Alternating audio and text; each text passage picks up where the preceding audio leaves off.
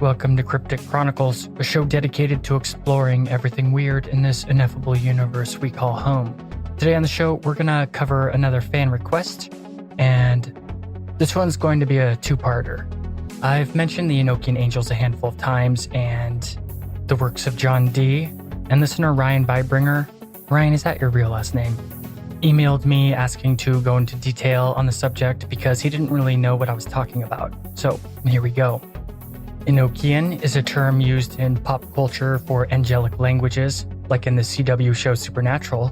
The word Enochian comes from Enoch, a man who lived before the flood from the Bible, the antediluvian world, who could talk to angels, with his chronicles in the apocryphal texts of the forbidden scripture known as the Books of Enoch. Dee is said to have been given the language of the angels and talked to them in a manner very different to Enoch, but the two are intertwined nonetheless. John Dee is as much hated as he is an everlasting focus of fascination. I ask those with an open mind to take all the information I'm about to relay to you with a grain of salt, as well as those who may be quick to judge to give Dee a chance. Most of the stuff concerning him in the mainstream is blatant slander or dismissiveness from a mindset cast in materialistic dogma. But you don't have to believe or not believe anything, because the topics on this show do not necessarily mirror the beliefs of its creators. Belief isn't required to enjoy fascinating lore from some pretty weird aspects of our reality. So just unwind, relax, and get ready for some weird information regarding a genius spy master wizard from the 1500s who encounters demons and apocalyptic angels. My sources are the books John Dee and the Empire of Angels by Jason Louv, John Dee, a biography by Charles Rivers Editors, and the complete mystical records of John Dee by Kevin Kline. Check them out and support the authors if you have more interest, but let's get into it, shall we? I'm your host, Tim Hacker, and you're listening to Cryptic Chronicles.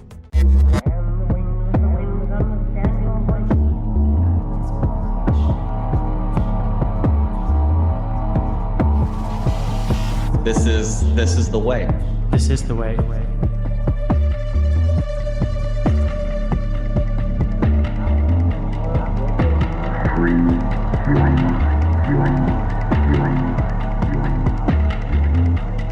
Now is the time to take risks.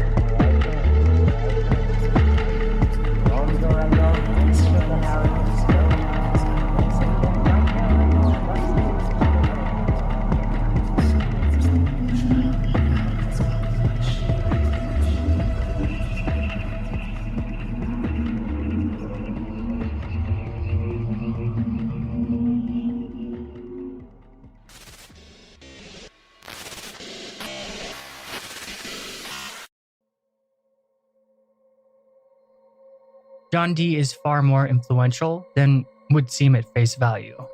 The legendary pop culture 007 codename from the James Bond series is also attributed to him, because John Dee was also a spy master. He was the right hand of the famous and influential Queen Elizabeth I. He invented the idea of the British Empire and had the most extensive library in England at the time as a personal collection. But he was also a mathematician, astronomer, and all-around potent intellectual with an insane amount of education. All in all, it's no wonder that John Dee was so influential on the world around him. However, there's another side of John Dee. It's a side that's shrouded in mystery, forbidden knowledge, and propaganda. Dee was not only what we would consider a modern scientist, a spy master, and a personal advisor to the Queen of England, but he was also an alchemist, occultist, and seeker of the mysteries that made the universe work. And there's no doubt that Dee was one of the foremost scientific geniuses of the 16th century. He changed the fate of the British Isles forever.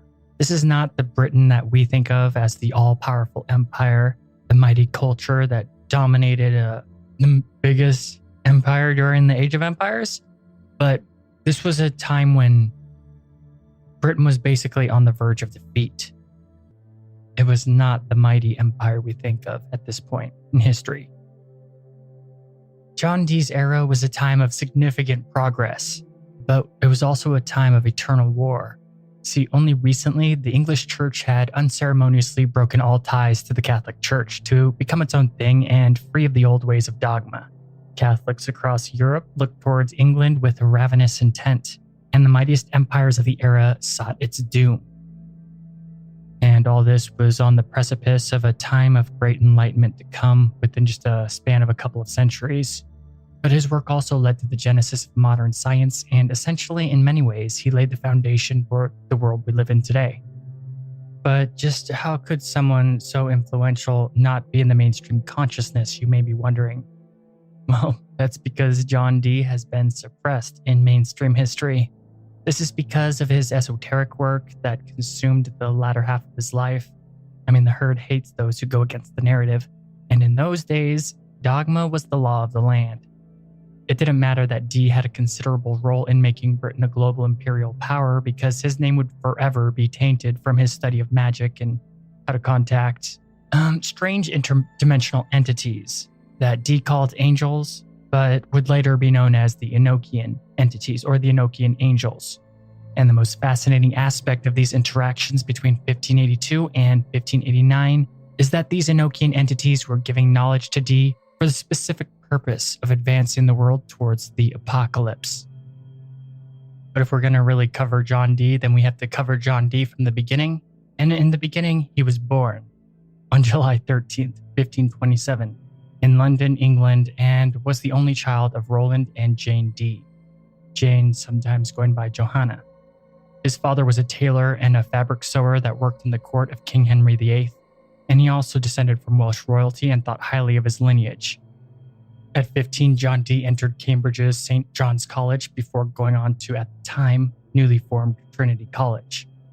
When he was done, Dee traveled Europe, studying under the era's most renowned mathematicians, cartographers, and intellectuals. His goal was not to become a master of one subject, but to become a master of all sciences available at the time. And indeed, he was pretty much successful at this from all accounts. And he was highly renowned all across Europe and beyond for his mastery of intellectual pursuits. When he eventually returned to England, Dee amassed an impressive personal collection of scientific tools and knowledge, but also, shortly after returning to England, Dee began studying metaphysics, Kabbalah, Hermeticism, alchemy, and astrology. And his early adulthood started off kind of rocky because he was arrested for sorcery after making a horoscope for Queen Mary Tudor, who was officially supposedly detained for trying to kill the Queen with magic, which is BS, but he remained in prison in Hampton Court from 1553 to 1555.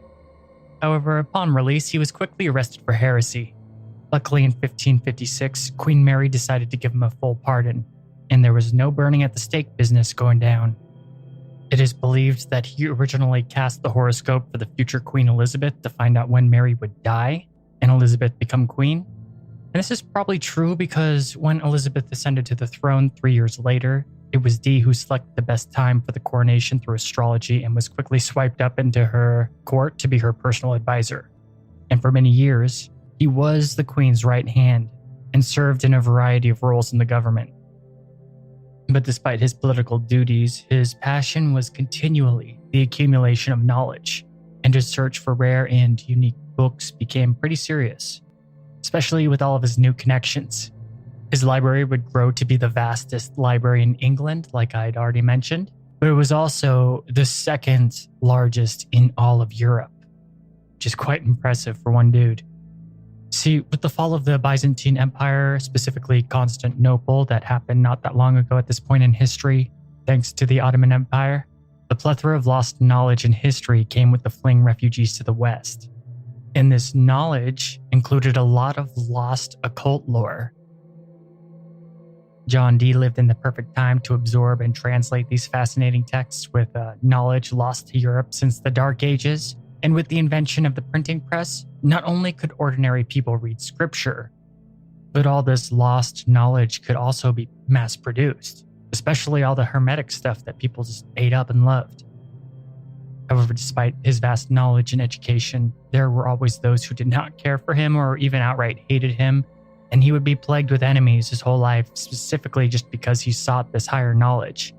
It's one of the reasons why basically all the creeds of the esoteric societies, they have a creed of secrecy. You only talk about it with other people like you. You never talk about it with the masses, ordinary normies, because it usually leads to persecution, hidden enemies, or people profaning and abusing or altering or just doing bad stuff to the sacred knowledge, quote unquote. And this lack of following the creed of secrecy would actually hurt John Dee pretty bad down the line, as you'll hear. And Dee's work in his time, just like in modern times, is incredibly complex and hard to understand, with trying to understand it from our current high-tech worldview being impossible. Since the time he was actually alive and far on past after his death, and throughout all human history since he was around, there have been countless slanderers of John Dee. And if you look him up, you're going to find that most of the information regarding him is subversive towards his legitimacy. But people have always hated what they don't understand and often attack it. Not to mention, throughout human history, establishment powers have attacked truth and hidden knowledge that may go against their ability to maintain power and control. It's what they care about first and foremost. Moreover, people who readily subscribe to mainstream propaganda are the embodiment of naivety in many ways. So, let's look at Dee from a detached view free of judgment. After all, his life was in an era very different than our own, and things could not be more different, all things considered. So I'm just going to do my best not to be biased or try to portray things as fact or false. I'm going to mess up here and there, but for the most part, I'm just going to try and relay the information as I see it in these books. Back then, almost all people in Britain were Christian, and John Dee was no different despite his interest in esoterica, which is actually essential to keep in mind throughout his life story, but especially also concerning his work with the Enochian entities. As such, even Dee was strapped to reality tunnels with foundations made of religious dogma and confirmation bias, and this narrow worldview that he lived in would actually be shaken up pretty bad, including his faith, when conducting the Enochian research. This actually happened many times. But despite him being an occultist, he was still very much like a Christian. He believed in Jesus, God, and all that stuff to his very core. So he was never trying to do anything evil, wacky, satanic, or demonic, or, whatever people like to say. And his era's worldview was consumed in strict hierarchy, not only in social matters, but also in spiritual matters. And a lot of people at the time, including Dee, subscribed to a cosmic hierarchy as follows. Number one being God, obviously at the top, omnipresent and all-powerful. This is also the Trinity, according to the Orthodox. And then there were the angels, which are made of pure spirit, and though much more powerful than any ordinary human could ever hope to be, not even close to God's power in any way. And these angels, too, have a hierarchy. The seraphim, cherubim, thrones, dominions, virtues, powers, principalities, archangels, and then last, regular angels. Oddly enough, many of these heavenly entities seem more cosmic horror than angels with wings taught in mainstream religion. There's even one kind that's my favorite. It's just like a spinning wheel with it's actually like a couple spinning wheels with just eyeballs all over them. It's awesome. And next on the hierarchy is humans who are half spirit, half physical, and able to commit both physical and spiritual sins in actions, unlike angels. And then last and obviously least is all the other living creatures, from animals to plants to minerals, etc. And for the majority of Dee's research and conversation with these angels, he's going to mostly encounter the bottom tier, the regular angels, and then of course the stereotypical biblical archangels, as well as many archangels not mentioned in the Bible that are more in Kabbalistic lore. He does come across some weird stuff, but for the most part, it's these two angels that he interacts with. Two types, on the hierarchy, which is actually kind of confusing because I always thought that archangels were at the top, but I guess not, at least according to this stuff. And it was Dee's intense drive to understand the mysteries of reality that led him to want to communicate with angels. And I guess all his endless exploration of the mysteries of esoterica in general. But were these Enochian entities really angels? in the way Dee thought angels should be. Well, not really, but for the most part, it's impossible to look at existence without a cultural filter. These Enochian entities would often get very impatient with Dee if we're entertaining the paradigm that these tales are true, at least. But they tell him things that very much went against what he thought supposed angels should be saying or telling him actions to take. As I already stated, their main urging is to push history forward unnaturally to bring about the apocalypse as soon as possible. If you've ever seen the show Supernatural, this is one of the main agendas for the angels in that show for a while too. Which is not coincidence, but maybe where they got inspired to do it. I don't know. I'm a huge fan of that show, at least until season 5. After season 5, you can just not watch it anymore, and you're not missing anything. Anyway, these Enochian angels wanted from Dee what at least seems at face value to be kind of evil. But is there more to it? With the break of the Catholic Church in Protestantism, there was a strong apocalyptic vibe throughout all Christians in Europe. But Protestantism was not the only adversary to the Catholic rulers, because there was also Neoplatonism, Hermeticism, and ideas of liberty. And most just kind of felt a strong vibe of change in the air, and the Renaissance could not be stopped. All these new ideas drove Dee, and he'd spend the rest of his life delving deep into the mysteries. But just what exactly was Dee's goal? What exactly led him to seek out forbidden ways to make contact with the beyond? Well, if we use a computer as a metaphor for the universe, then he was essentially trying to learn the secrets of the software that made the computer run. In a lot of ways, the Hermeticists like Dee saw the world pretty much like the movie The Matrix, and that there was a whole working reality right behind the veil of the visual reality. I mean, that's putting it pretty crudely, and there's a lot more to it, but as a superficial, simplistic overview, I guess that works just fine. And to people like Dee, if you could understand the software running the computer, you could also change the programming within it to a degree, which I guess you could also call magic. But this isn't the shooting fireballs magic from Dungeons and Dragons and whatnot. No, this was much more subtle and creepy. To Dee, and to Kabbalists, I guess, humanity existed in a fallen state. I'm sure you know about the Garden of Eden story from the Bible, and if you've listened to my Nephilim episodes, you know that the Garden of Eden story in the Bible is actually a copy of a much older version originating from the Sumerian civilization of Mesopotamia, which was ancient before the Hebrews were ever even a player in the ancient world. But I'm getting lost in the woods and I don't want to get off track. My point is just that Dee believed that humans existed in a fallen state, that our potential was much higher, and that we could go back to how we were before, as a perfected form of consciousness and spiritual entity. And that's basically his main goal, is to restore or repair humanity to its pre-fall condition, a topic that can be explored in more detail through Kabbalah, something that Dee was all about. However, these angels that Dee would encounter would switch up this goal and give him their own agendas for him to pursue.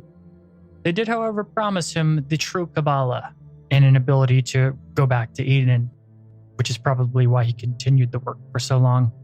But for him himself, what he wanted for himself through all of this was he actually wanted apotheosis, to become like a straight up spiritual entity of a higher plane or something. Yeah, it gets pretty weird.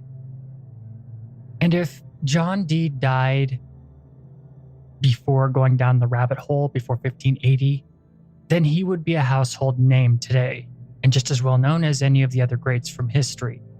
But fame was never something the man ever cared about, because he was on a divine mission after all, at least to him, and fate would grasp him in 1572. From 1572 to 1583, there was a series of incidents many saw as omens. 2 supernovas and a comet, rare astronomical alignments, as well as a massive earthquake in England had people thinking it was a sign of the end of days. And if the day of judgment was coming, that most likely angel traffic would be increased between mankind and heaven. And obviously, D was all over this kind of stuff, and it energized him to explore the hidden nature of reality, more driven than ever into his occult experiments. And we'll be right back after a quick break to get into the nitty-gritty real stuff concerning the Enochian mysteries. Don't go anywhere. You're listening to Cryptic Chronicles. $30 off weed with code PODCAST? Did someone say $30 off weed with code PODCAST? Amuse delivers over 500 high-quality cannabis products from the Bay Area brands you love at everyday low prices. You can also rest assured that everything will be up to your high standards. So what are you waiting for? Start shopping now at Amuse.com. Use promo code PODCAST to save $30 off your next order. That's AMUSE.com. Have you been wanting to lose weight and get healthy? Now's the perfect time to start Nutrisystem. Enjoy your favorite foods made healthier, delivered free to your door. Right now, you can get Uniquely Yours Ultimate, our most complete, foolproof plan, at an amazing price. Order today and save 50%, plus get an extra $40 off. Go to Nutrisystem.com/save and discover what millions of people already know. Nutrisystem works. Limitations apply. See website for full offer details. You know those cigarette butts that you see every day? They're made of microplastics and they line our streets and waterways. On California beaches, they're the #1 plastic you'll find. Over 35 years, cleanups have collected millions combined. But no matter where you see them, they're all getting smaller, eventually leaching into our food, our air, our water. The tobacco industry's to blame for all of the harm that they do. For the harm to the people we love, and the harm to you too. Learn more at undo.org.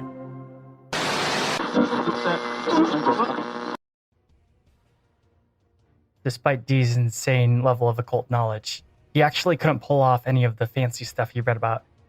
Many tried to label D as a wizard conjurer of spirits and a fortune teller and things like that, but he didn't have any occult or spiritual abilities at all, to which he himself was very open in saying. For example, he didn't have anything like an awakened third eye or anything analogous to that.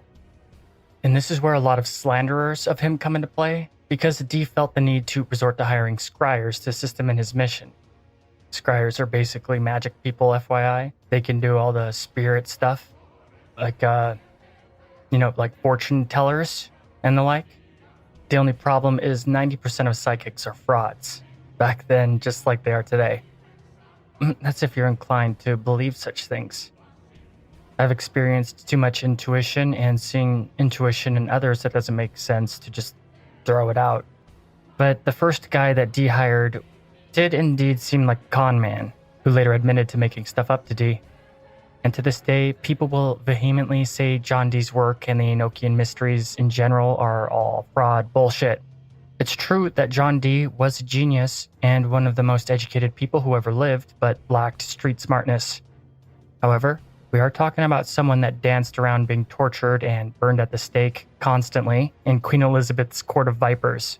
Think of Game of Thrones, or any such cutthroat world, and D existed there in court continuously, in danger from all sides, even from his allies. So he was anything but naive, and since he could thrive in basically the most dangerous environment possible, it's idiotic one-dimensional thinking to say that street con men tricked him, and one-dimensional thinking is a sign of an ignorant mind.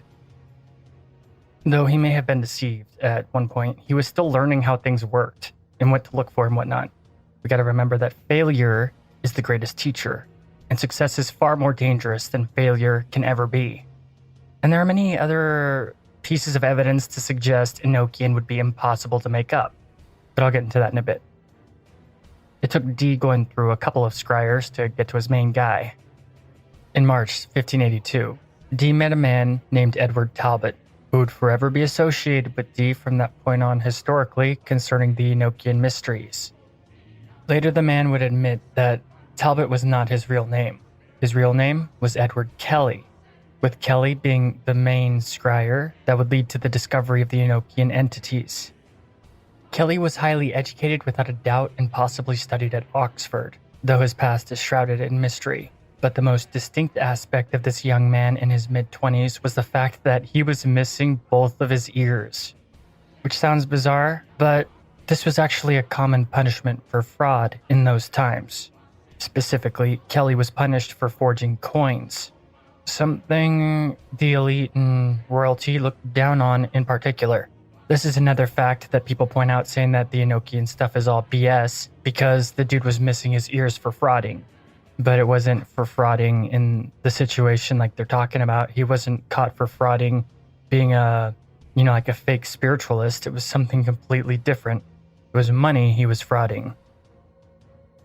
But at the same time, there's no doubt that he was a shady character. The guy was surrounded in dark rumors and slander. People said that he was a necromancer and that he summoned demons and stuff, all that kind of stuff. There's even evidence that he was on the run and in hiding, which explains why he worked for D so long as a scryer, because despite what a lot of people say who like to slander this stuff, Kelly hated scrying to contact the Enochian entities and found it detestable and greatly sapping him of energy and health. From first-hand accounts to diaries to the diary of John D himself, Kelly was not into the Enochian workings and tried to get D to quit many times. But since he was most likely in hiding, this explains why he stuck around D for so long, even though he hated what D forced him to do. People who say it was all Kelly frauding D and taking advantage of him leave out all the evidence that it was actually quite the opposite going on. It was D taking advantage of Kelly, who kept him metaphorically imprisoned with little pay and nowhere to go, and in a constant state of being on the edge of psychological breakdown. There's also evidence that the Enochian language given to D and Kelly by the angels was a legit self-contained and functioning language that's incredibly complex and unique to the point that there was no other language like it, with the fact that Kelly was not a linguist adding to the credibility. Though it appears when you look at it from somebody educated in linguistics, it appears that it's half consistent with known languages on a core level and connected to them in some ways, but it's also half just unknown, and it's totally its own unique thing and coming out of nowhere with nothing to reference it, while still at the same time being a perfectly functioning language.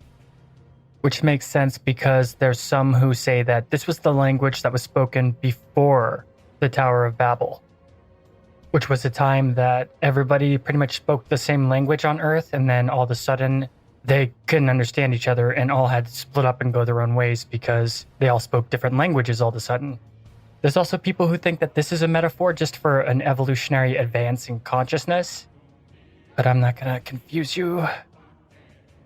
In any case, the language is very probable to have a connection to all languages, in a way. And that makes sense if it was the original first language or the language from the Garden of Eden, as is claimed. Also, the way it was given, how everything Kelly did went down. He'd have to have a better photographic memory than Batman to be able to fluidly speak Enochian both backward and forward without making any mistakes under the scrutinizing genius intellectual gaze of John D. The mathematical and linguistic complexity was far beyond Kelly's intellectual capacity, and he was in altered states of consciousness exploring the unconscious, or in a state where visionary aspects could generate, like being on hallucinogens or something. So there's a lot to make an open-minded person raise their eyebrow. Now, were these angels that they were talking to? Well, that's not quite cut and dry clear. Concerning what we've gone over in past episodes about the subconscious and associated topics, there's a lot of wiggle room here. But for the sake of narrative, let's look at it from their view as much as possible. In any case, Kelly had the mojo that D needed, and it's pretty obvious he didn't care about Kelly's shady nature as long as he could get the job done, with the two not long after conducting instant success at contacting entities beyond the veil of our reality and the start of the angelic conversations. And just to clarify, I say angelic conversations because D and Kelly actually never used the term Enochian. That was a later title given to their work much, much later down the line. Also, you should keep in mind and remember, the Enochian language given to D and Kelly has never been taken seriously outside of occult circles, as it should be. Many commenters closer to the times of the two wrote that they had indeed contacted entities, but they were not angels. A common narrative from these people is that Kelly had tricked Dee, and the entities were actually demons. Or some others like Paul Foster, I think his name is, saying that the Enochian conversations were both angels and demons. Lying demons pretending to be angels is a common theme in Christianity after all, and many occultists who have written on the topic over the centuries are surprised that the Enochian rituals have authentic and powerful results, but are inherently extremely dangerous. We have to keep in mind the work of people like John Keel, Carl Jung, and countless others who have dedicated their lives to exploring the unknown, and how, in altered states, our subconscious can generate unconscious entities to manifest through cultural filters. If you remember back when I was talking about Nephilim stuff, I mentioned Michael Sarian and his opinion on these entities. Michael Sarian said that these entities were interdimensional entities, but they were not angels and not necessarily good. But define good.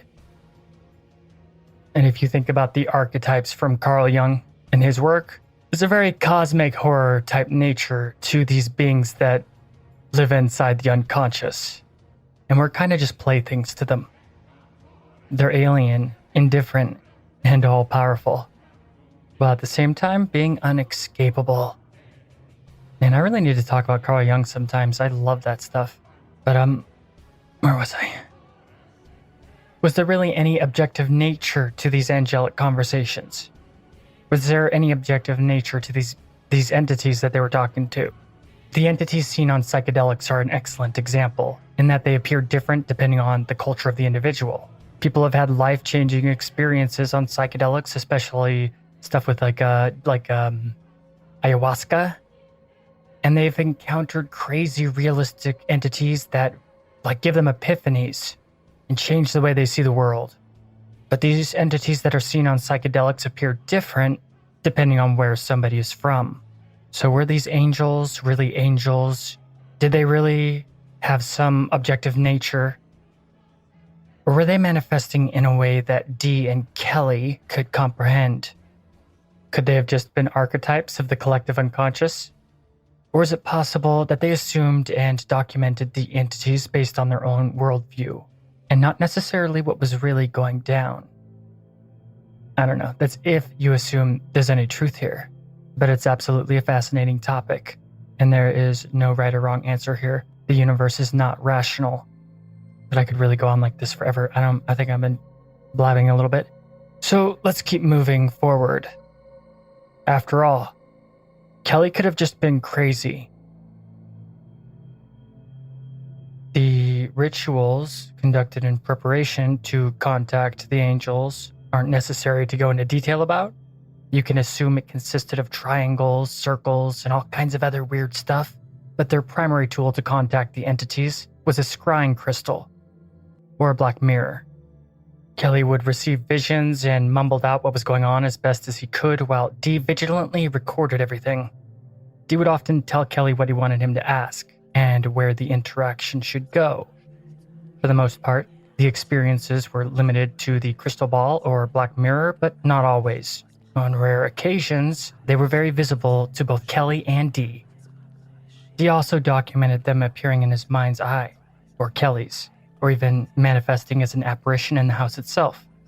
In one account, an angel calling itself Medimi appeared and ran about Dee's home, seemingly playing hide and seek with the two. Another time, a group of elementals attacked Kelly and almost broke his arm, leaving marks where they assaulted him. At times, they'd be communicating with something only for an interruption to occur of another entity claiming to be a real angel, and that the one that they were talking to was actually a demon tricking them. On occasions, one of the super weird cosmic horror angels would show up. So there was a variety to what they experienced during the Enochian research. Dee documented all of the appearances of these angels astutely because he thought that they all had hidden symbolism in their appearance. And a whole bunch of weird stuff constantly went down during the entirety of the angelic communications, including at one point a damn earthquake. During all this time, Dee kept up with his normal duties, and if I didn't mention it, I don't think I did. Dee was a family man, and his house was busy with activity, servants, children, and his wife, of course, who hated Edward Kelly to the bone, by the way. But during all this time, he was still taking care of business and in contact with the outside world and still doing court politics. However, Dee did make a series of mistakes in that concerning the outside world. He broke the hermetic code of secrecy concerning his work and spilled the beans to people he probably should not have. Breaking secrecy concerning hermeticism isn't cool and could have led to some later misfortune. The whole process that the angels were requesting of Kelly and Dee was pretty expensive, and at times Dee and Kelly would ask for material gain to aid them in their efforts, to which the angels scoffed at and could be translated as insulting. At one point, they asked the archangel Uriel for gold, to which it responded it would absolutely not do that for them. However, it is fascinating that the angels did not support any Christian denomination, which Kelly and Dee found confusing to an extent, because they were so Christian, obviously. But the angels did acknowledge things like the corruption of the Catholic Church, while still not demonizing it or anything like that, or any other spiritual belief for that matter they wouldn't demonize. The angels were also quick to smash any sign of ego from the two, and were pretty wrathful and demanding. At times, not always. The way that they interacted with Dee basically seemed like they were they considered them like semi-intelligent apes. They demanded constant purification and would be angry at any human smell of the body, and demanded more and more faith and obedience as time went on. They really did not like the way humans smell, but they hated pride even more than that, and they'd often state that everything in the physical world was an illusion. So the whole experience very quickly kind of flipped the entire worldview that Dee and Kelly had completely upside down. There were many episodes of misfortune that happened to Kelly and Dee, and when they asked the angels what was up with that, they just told the two that they were removing their causes for sin, which is actually an interesting theme concerning angelic magic according to esoteric lore. For example, somebody summoning an angel and asking them to heal them, only then to wind up in prison for 10 years. And when released, coming back to the angel and being like, dude, what the F? And the angel saying, what? You asked me to heal you. I healed you. So, yeah, it's a real story I read. But, I mean, after all, like every prophet in history of the Abrahamic religions pretty much suffers horribly, if you think about it. Like every single one of these prophets they don't have an easy life and suffer greatly. And when Dee and Kelly encountered demonic entities that haunted them and brought horror upon them, even then, the Enochian entities said they directed the event as a necessity for their growth.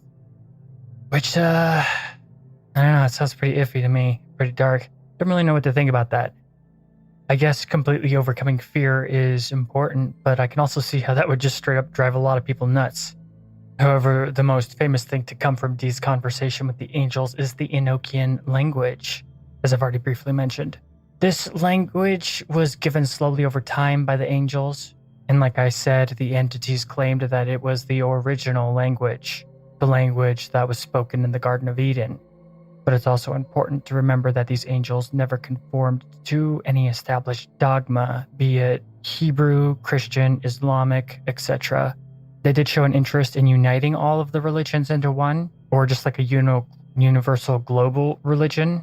But despite this, it does share some similarities with Hebrew to a small degree, especially in how Hebrew is read and written from right to left, but it has similarities with all the root languages. The Aethers are probably the most famous of the scripts told to the two, to which many secret societies would absorb down the centuries into their own esoteric rituals, such as the Golden Dawn. But the interesting thing is Dee was ordered to use the Aethers and call them out regularly to assist the angels in bringing about the apocalypse, to straight up end the world. Which doesn't sound very angelic in a dogmatic fashion, does it? But I'm pretty sure that, or I'll leave that for later. I want to be cryptic. I'll just give you a hint. The apocalypse they're talking about isn't necessarily the apocalypse in the way we would think of it. Like, it's not the the end of the world apocalypse from the book of Revelation that's so famous. Sadly, though, for a long time, the only access to the Aethers was the version made by the secret society known as the Golden Dawn, and actually not the original versions or even the original whole complete versions of the in any original context, because there was actually a lot more found after the Golden Dawn fell apart. These diaries were hidden everywhere. These secret books were hidden everywhere, and a lot's come to surface since the 1800s. Interestingly enough, there was much more to Enochian that was found later, in a much more complete fashion. Funnily enough, too, this also goes for the famous Abramelin ritual that the Golden Dawn is famous for, used to contact your own personal angel, which they also had an incomplete version of. They call it the Holy Guardian Angel, but it's also like the higher self, or the genius, or the daemon. There's many words for it depending on the culture, but you get the drift. I mean, if you're a Christian, you're probably just going to say it's a demon or something. So views on the subject differ vastly depending on one's personal own polarization.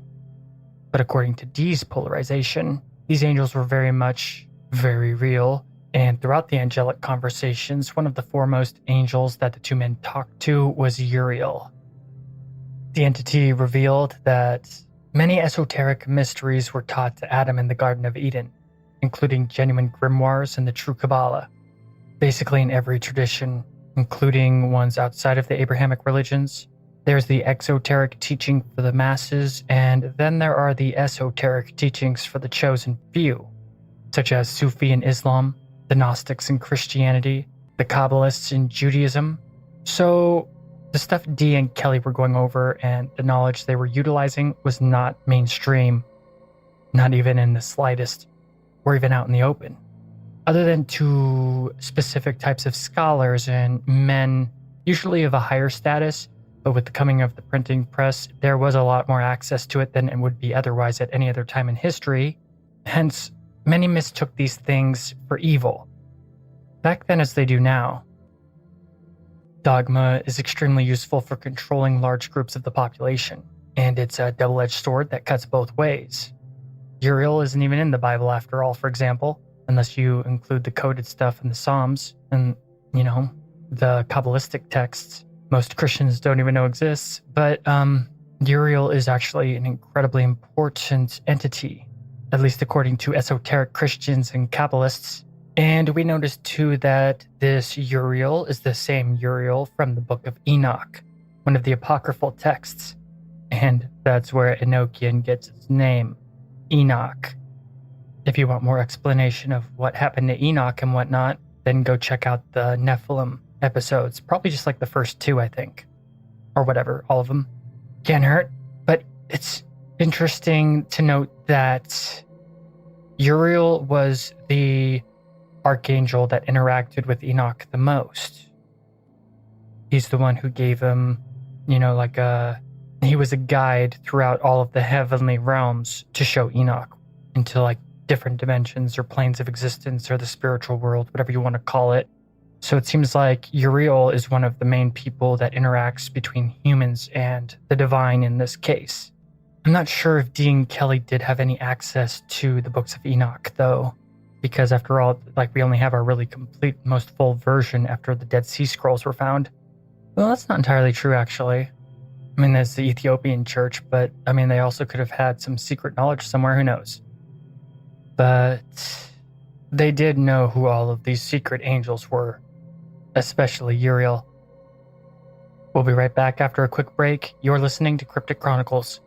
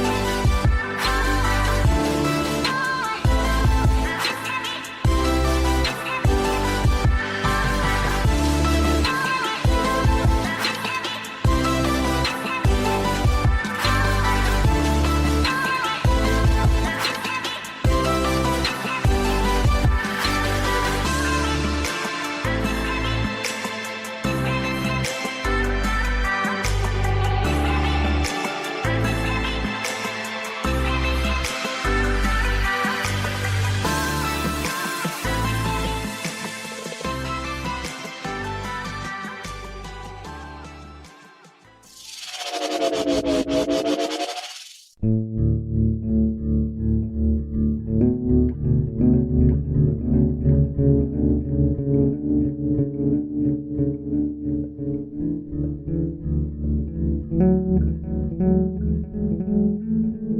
there, thanks for listening to Cryptic Chronicles. The show is sponsored by Blueberry, and if you're interested in starting your own podcast, use our link. We'll even give your podcast a shout out.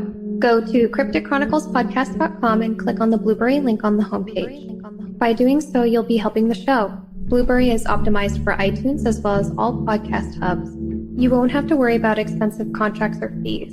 In fact, you won't have to leave your own website. You'll have your own RSS feed and no third-party sites. Try it for a month free by going through Cryptic Chronicles. Also, if you're a fan of cryptic content, please support the show on Patreon. By giving just $1 a month, you can really assist us in posting more content frequently. You'll also have access to bonus ad-free episodes of the show and the Discord channel. To keep up with all Cryptic Chronicles content, follow us on Twitter, Instagram, Tumblr, and of course Facebook. Give the Facebook page a like and join the Cryptic Chronicles group. We'd love to hear from you. Thanks for supporting the show, but most of all, thanks for listening.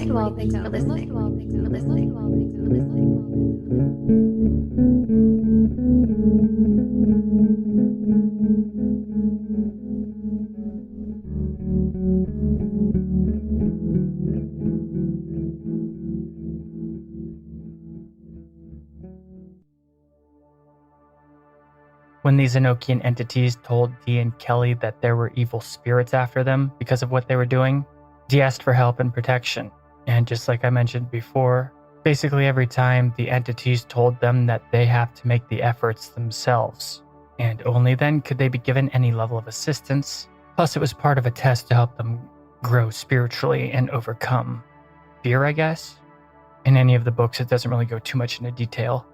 But this seems kind of weird to me. I mean, like, don't people say you can just pray for protection and stuff? And with this focus on the humans doing stuff themselves and only then getting some degree of help, the angels were also pretty hardcore in tasks that they set out for the two, despite how unpractical a lot of it was, especially monetarily. Like at one point, the Archangel Michael was pissed Dee hadn't created a bunch of super expensive stuff he'd asked him to make. And Dee was like, come on, man, I don't have infinite money. I got a family. And Michael didn't care about the finances of Dee or any finances of mortals or any plight that might entail concerning it, while at the same time refusing to help them out monetarily in any way. So John Dee's basically dealing with demonic haunting, his funds ever depleting more and more because of what the angels were requesting. And also, he was pretty much a monk at this point, doing all of the ritual praying and fasting and purification and all the stuff that the Enochian conjurations required. So stuff was really becoming taxing at this point. A lot of the sessions seemed to be geared around educating the two men, and the instructions were incredibly complex to the point that if you take time to look at the charts and stuff, it will make your head hurt. A plethora of secret angels were revealed to them in all of their correspondences throughout the universe. But they hit some speed bumps when the Archangel Michael ordered Kelly to abandon the world and get married. And this was a speed bump because Kelly did not want to get married. And his lifestyle also could not sustain a marriage, pretty much. He was just a live-in servant of Dee's, who by many accounts was on the run. But the angel would not back down. This led Kelly to begin discrediting the angels and saying that they were not really angelic and just spirits, just elementals or this or that, and not really of divine origin. He refused to interact with them for some time and wouldn't do any more of the Enochian workings with Dee. He even began to refuse to pray, which was heresy, at least to Dee. So to say that Dee was not happy would be an understatement. But Kelly didn't want to be kicked out on the streets, so eventually he began to reluctantly and begrudgingly give in to the idea, and he did indeed get married to a woman that he never liked and loathed the rest of their time together, and he was basically only married on paper, quote unquote. This was all basically just to save his job because Dee didn't have any other interest in any esoteric exploration that Kelly had to offer. However, they did eventually get back to work and reconcile to a degree, to which then they'd begin the hardest Enochian work they'd done so far with something called the Logeth. During a ritual summoning, Uriel told the two that the current age was the last age, and that a new world would begin soon after. This goes in line with certain powerful spirits governing epochs of history and cycles. And a new world doesn't necessarily mean the destruction of the old. It could also be a metaphor for a paradigm shift, but it essentially means that the ways of the old world will end. The ideas, the ideologies, the systems at work and at play, which did kind of become true to a degree with the rise of liberty, people no longer being property of the elite and the noble families that are pretty universally corrupt. Not all, but the majority of them. But Uriel told the two that, well, especially Dee, not really Kelly. He was just there to be a conduit. But Uriel told Dee that he was to be a powerful influence in this new world to come, which I guess you could translate into the change into the Enlightenment era. Forms of feudalism have always been present throughout humanity's cycles of history, but there's also these periods of enlightenment and growth. If you look throughout history, there's many dark ages, there's many apocalypses, there's many new enlightenment eras, there's new eras of progress. It's a pretty weird, chaotic game. But according to this narrative, there's a method to the madness. But not long after, Kelly had to travel to London and Manchester, and while he was gone, John Dee suffered horrific night terrors, more so than he had before. It often revolved around him being dead and having his bowels removed and people coming to burn his beloved library while he was gone. These dreams would later turn out to be somewhat prophetic, and Dee had been warned demonic entities would come to test him in ways he had yet to experience. No prophet could not know suffering, after all. If one was born rich, they'd lose all their wealth. If one was born perfectly healthy, they'd know disease, etc. But despite things not really being what Dee signed up for, he never stopped or slowed down in his investigation and pursuit, seeking knowledge through these angelic conversations.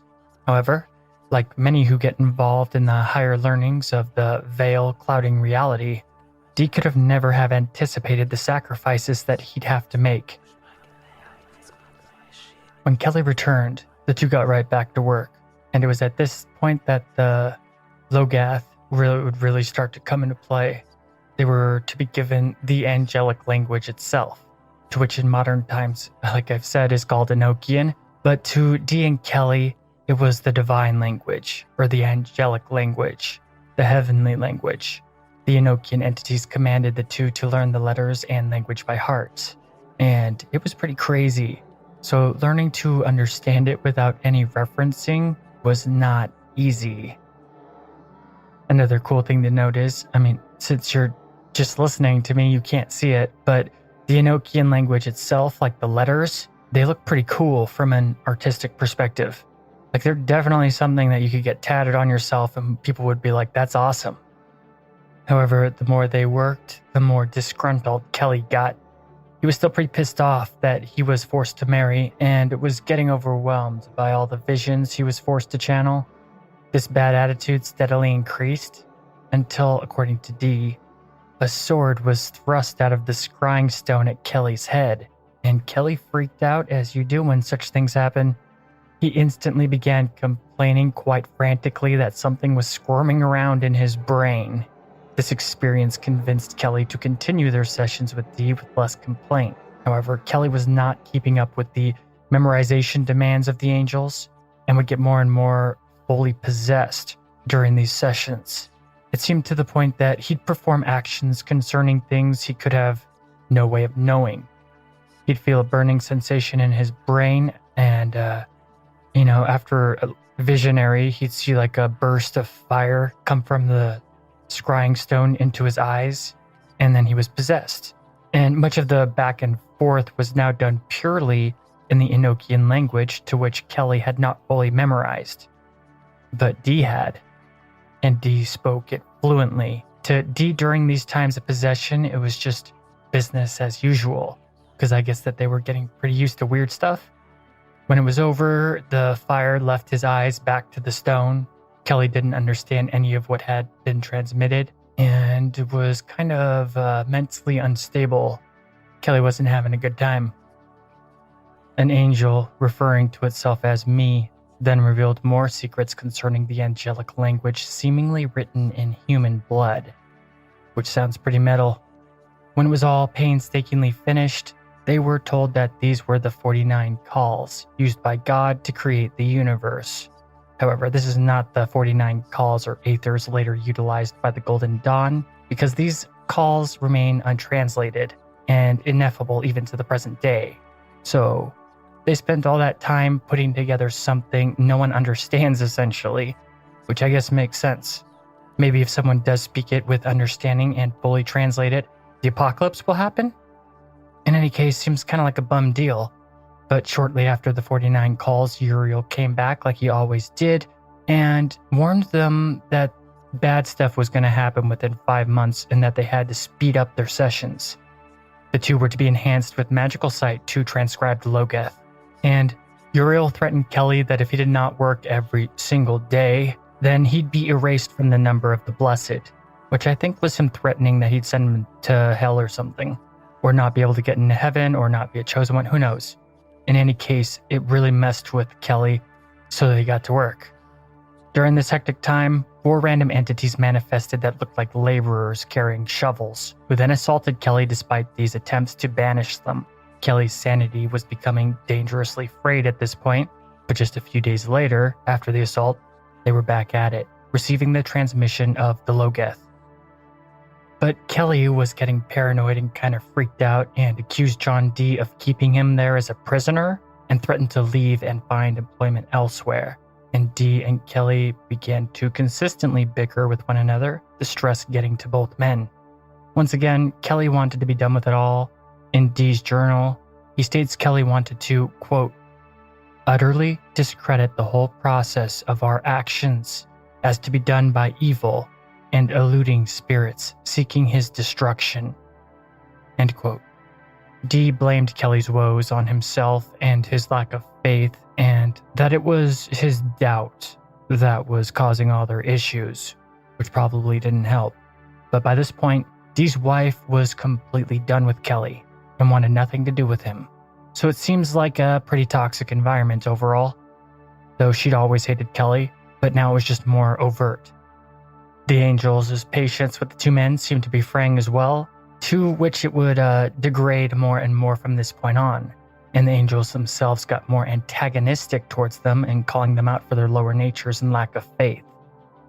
They did continue though, and Kelly returned to faith and piety like he always did shortly after his little freakouts, and with all the experience that they'd obtained so far in these workings, there was less and less deception from demons and lower spirits, and more just straight up transference of divine knowledge.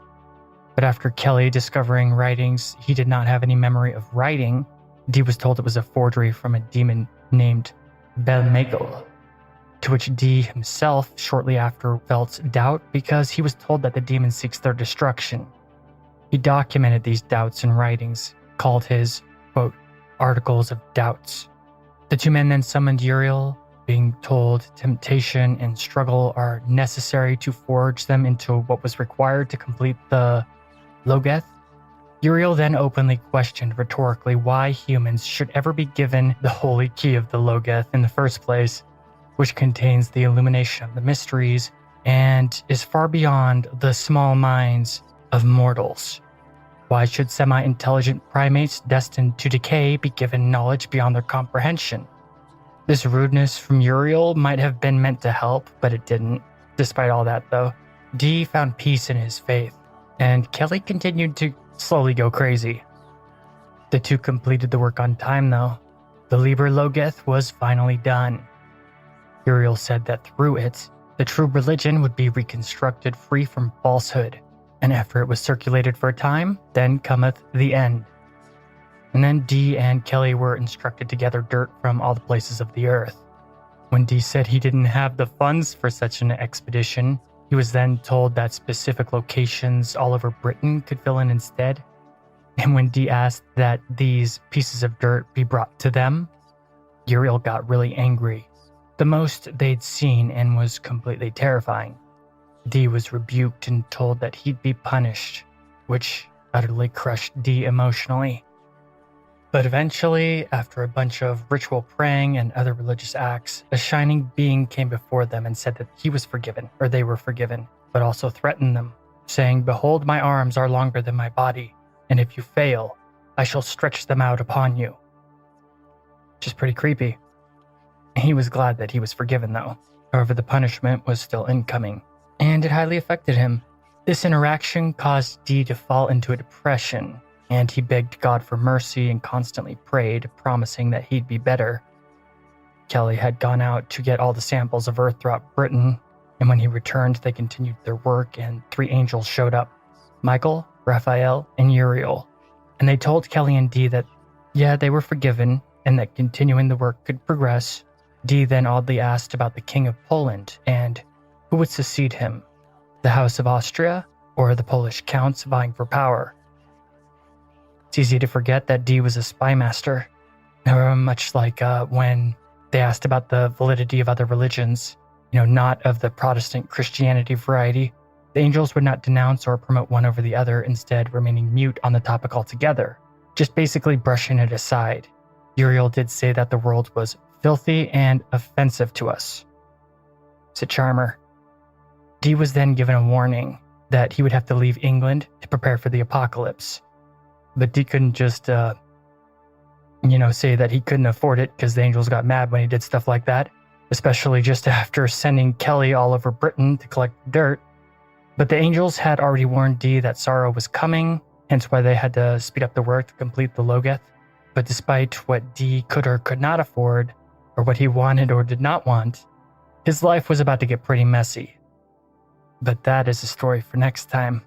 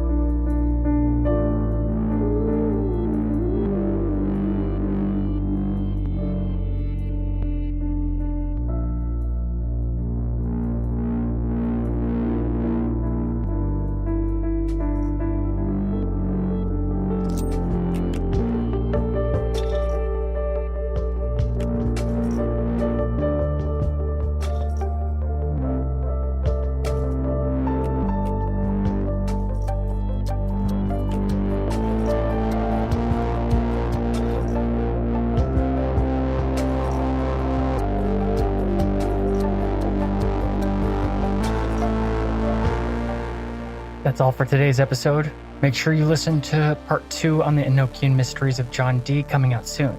The podcast has really picked up some steam, and I gotta say, thank you all so much for your support. I've really enjoyed the messages you've been sending me, so keep it up, and it means a lot to me. Cryptic Chronicles is available on iTunes, Spotify, Podbean, Stitcher, Google Podcasts, and basically all podcast hubs. You look for us, and we're there. If you can, make sure you like and comment or review wherever you hear this content. With your assistance in doing this, we can get the attention of the algorithm gods. And let's go over some comments or reviews or whatever. On episode 55, Zozo, the Ouija demon, Cheryl Henderson says, "He's the one you never speak of." Yep, you're right, Cheryl. Knowing of him and researching him and thinking about him makes him aware of you and draws the entity's attention. Good luck. On episode 48, The Nephilim Part 8, Zachariah Sitchin, Ayan Gaming says, "There are some serious people out there who follow the Anunnaki Sitchin stuff like a religion." Yes, I know that. I have ran into them many times. They don't really like it when you question it, but there's no reason not to. I've met many who just get really wrapped up in all that stuff. To each their own, though, and whatever. On the YouTube video, The Devil's Tree, City Muesse says, who takes a cursed tree to curse their friends? WTF LMAO. He's talking about how if anyone takes a piece of the tree, according to the legend, they can curse other people with it, or even themselves, because it's like it causes a curse like bad luck. And I don't know, man. I've had some pretty shitty friends in my life, and if they could even be called friends, but people do weird stuff. Who knows? Never underestimate the weird stuff that other people will do, especially if you're not looking. Please review, comment, share, like. It all helps, whatever format you're listening to or whatever. By pleasing the gods of the algorithm, you are doing more than your part in support. And if you really, really like Cryptic Chronicles and you happen to be awesome, then support the show on Patreon. For just $1, you can unlock full uncensored shows with no ads or anything like that. You'll get access to some exclusive podcast episodes, and depending on the pledge, you can even do other awesome stuff like join the Discord channel or just help in future content of the show, or help vote and decide or what we're going to do next. Just go to crypticchronicles.com, and at the top, click on the Chronicler's Vault. It's a link to Patreon, so you'll be good to go. It really means a lot to me, and thank you. Or you could just go to Patreon/Cryptic Chronicles, and you'll find it there too. And speaking of awesome, I'd like to thank my current patrons: MJ Calvo, Adrian, John, Celestial Weavers, Alien X, Lorna Grubb, Paul, Linda Gonzalez, Angela Delaire, Ashley, Brad Herbert, Lawrence Lee, Patricia Coles, and our newest, Kayla. Nice to meet you, Kayla. So yeah, thank you for supporting Cryptic Chronicles, but most of all, thanks for listening. And as one of the most epic philosophers who, till this day, frees people of mind slavery once said, Follow no one. Trust yourself.